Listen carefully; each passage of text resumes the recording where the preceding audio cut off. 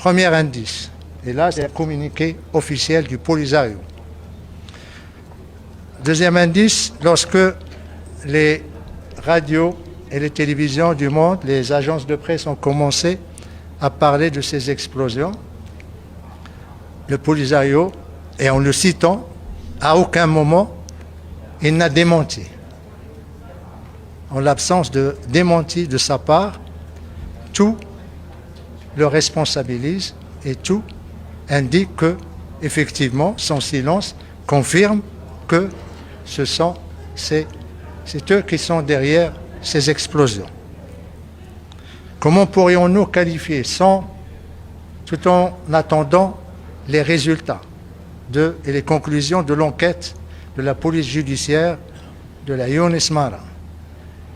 Nous savons que le droit international, le droit humanitaire international, les résolutions des conseils de sécurité qualifient toute attaque ou tout ciblage des civils ou des villes civiles comme acte terroriste, comme acte de guerre.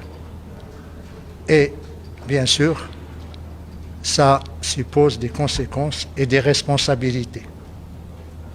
Pour le moment, tout ce que nous pouvons dire, c'est que ces attaques ou ces explosions, cette victime innocente, que j'appellerai Shahid, qui a attristé tout le Maroc, ne resteront pas impunis. Les responsables devront assumer leurs responsabilités juridiques, mais également politiques. Pas seulement ceux qui ont perpétré ces attaques, mais ceux également qui sont derrière eux, ceux qui les abritent, ceux qui leur fournissent les missiles ou les katyushas ou les mortiers.